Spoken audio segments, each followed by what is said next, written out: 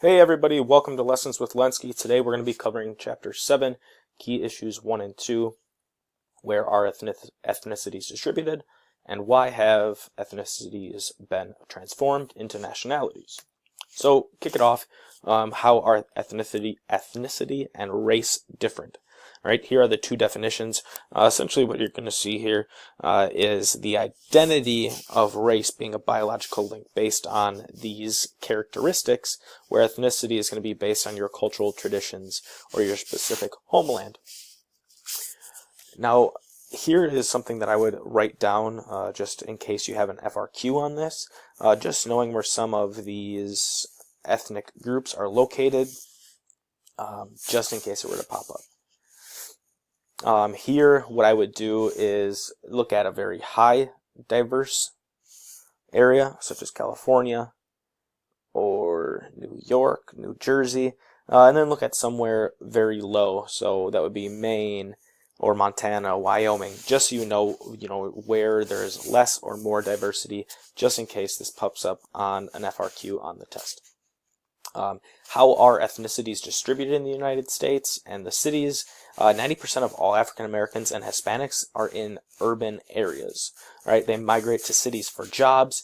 In Michigan, prime example of 85% of the state's African American populations live in Detroit. Illinois is Chicago. New York is going to be 75% of Hispanics live in New York City, and so on and so forth. So just so you know where some of these ethnicities are clustered as far as U.S. cities go. Right here you have large percentage of black populations in Gary, Indiana, Detroit, Birmingham, and so on and so forth. Just know some of these key examples for the future. Here is something that we talked about, the major factors that influence the distribution of African Americans in the United States. One being the forced migration between the 16 and 1800s with slavery happening. Second one, migration to northern cities, that mass migration that I'll get to in another slide. And then migrations from inner cities to outer neighborhoods by whites, which is called white flight or block busting, which I will get to. So here is the African slave trade. I'm not sure if they're going to bring this up on the AP test, but I guess you should know that that a lot of these slaves are coming from the west coast of Africa, the Gold Coast, and going to places like the South, or they're going to South America, but just know a general route. Here is the Great Migration from 1916 to the 1930s, when African Americans will flee heavily out of the South and head to all sorts of different areas in the United States, going up the East Coast, into the Midwest, and then out west and to the Midwest over here. How has race been used to separate people? You should definitely know, the slavery examples of the United States, separate but equal, Plessy versus Ferguson, and just segregation through Jim Crow laws. So this is where, people are integrated within society, but there's just different treatment of the people.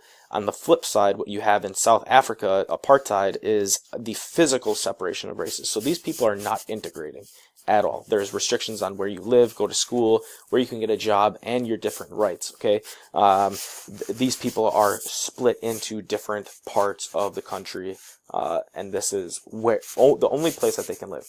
And it's classified between 4 racial groups. So just know the difference between those two for the future. So nationality. This is the identity with a group who share legal attachment and allegiance to a specific country. So that would be primary example would be the United States. Our nationality would be American. So you guys should definitely know some examples of that, but I would just use the U.S. Just know that there's a big distinction between nationality and the ethnicity. This is a cultural tie. This is a national tie. So where you have legal attachment or allegiance, okay? Here is something that we went through in class. The difference between these 4 here, definitely know those. So how would we classify the Kurdish nation, okay? Right here in the red, you have the Kurds, and they're really split up into a whole bunch of different countries: Turkey, Syria, Iraq, and Iran. and so you don't see a physical boundary. So this would be a stateless nation. The idea that these people don't have a governed or bordered area to live within. They just kind of have multiple countries where they reside, but they're really clustered. This is ethnic clustering here with these Kurdish people. Nationalism is a pride and loyalty to the state. This would involve festivals, symbols, flags, songs, national anthem. You guys should know the centripetal and centrifugal forces. This one will draw people together. This one will push people apart. So you're going to have a close-knit community, and then maybe a community that's a little bit more separate and not as close with a bond. Okay. What are multinational states? So multi-ethnic and multinational states. The UK would be both. All right. So we would have multi-nations in here. We'd have Scotland, England, Ireland. So those are multinational states, right, within the UK. But you also have multi-ethnic places within the UK with these other groups as well. So Irish, English, Scottish. All right, so definitely know some examples of multinational and multi-ethnic states for either the test or the AP exam. What are some of the newest nation states? Here are a couple. Within the Soviet Union, you have, I'll get into another slide where it talks about Russia, and then some new nation states right here in the Baltics, European countries, and then Central Asian countries. So just, take the notes on that. Former USSR, and here's where we're going to talk about Russia here, is all up in here, all right? So Russia is the world's largest multinational state. There's as many as 39 nationalities that are vying for independence within Russia. Chechnya, which is a small Muslim region with district differences. So they refuse, actually, if you look back here, where is Chechnya? I don't think it's on here because this is USSR. Anywho, so Chechnya would be this small Muslim region that refuses to be part of Russia and part of this this multinational state. They chose to kind of separate themselves, right? And the Chechnyan army has been fighting with Russia for quite some time now. You can definitely see that's in the news with the clashing of these two areas. What are other regions what are some other regions that are struggling with ethnic turmoil? That's the Caucasus region. And you can see in this map, Azerbaijan, Armenia, and Georgia. A lot of conflict in Georgia, actually. Azerbaijan is a place that struggled with civil rights issues. And you can definitely see that within this area just to the east of Turkey. Here's a better map, which definitely shows the ethnic borders here. Azerbaijani right here, which is a primary one. Then you see Kurdish up into Turkey, Iraq, Iran. So just know some of these examples. Getting into Chapter 7, Section 3 and 4, why do ethnicities clash and what is ethnic cleansing? So one key term that you guys should definitely know is internally displaced peoples or persons, which are IDPs, and then these are people who have been forced to move out of their countries and they have not crossed any international borders. And a primary example would be Hurricane Katrina victims, or if Syrian refugees were just pushed out of their homes and they were displaced within Syria, they would be an IDP. Here is what is a region of dislocation. Here are some examples of areas with the highest numbers of refugees. So North Africa, Southwest Asia, Afghanistan. The Iraq wars really pushed the Kurdish people out into that space that we saw in the previous map, and then the Israel-Palestine conflict that you'll see in the Gaza Strip. What has led to the ethnic conflict in the Horn of Africa, which is this area, this horn? So right here is the reason. So both of these areas, Ethiopia and Eritrea, they were both ruled by Italy during World War II, and then after World War II, Eritrea became part of Ethiopia, right? But now there's this war for independence, and war starts to break out over a border dispute, and so you have, this area trying to become its own unique independent area, but they're really vying for this border here and trying to separate themselves from Ethiopia.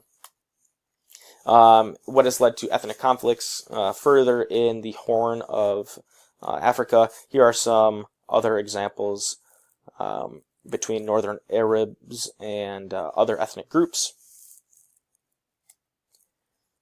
Areas of dislocation continued. Here are some good examples with genocide in Darfur, civil war in Liberia and Sierra Leone. These are just some good examples for you guys.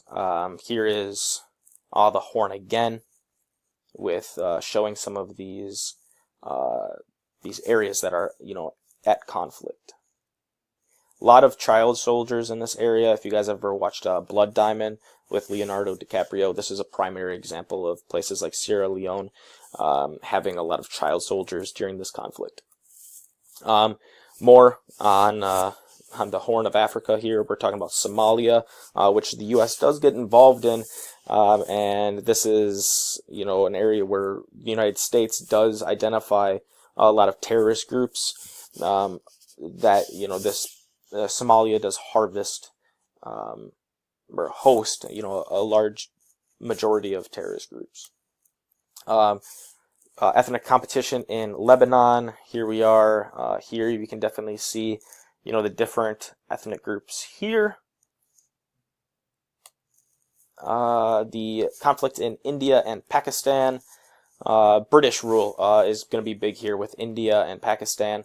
And then Pakistan, I'll show you guys a map in a little bit, if you guys watch anything on this, it's actually really interesting to see the border of India and Pakistan, and there's actually a ritual in which they close the borders. It's really interesting. I would definitely check that out. But there's a border dispute, and these two groups absolutely do not get along here. Another area, you guys saw this in the reading, the Sri Lanka Civil War, the Senegalese and the Tamil.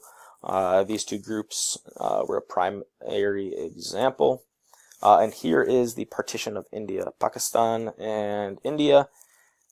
And then Kashmir is going to be up here. There's going to be a conflict up there as well.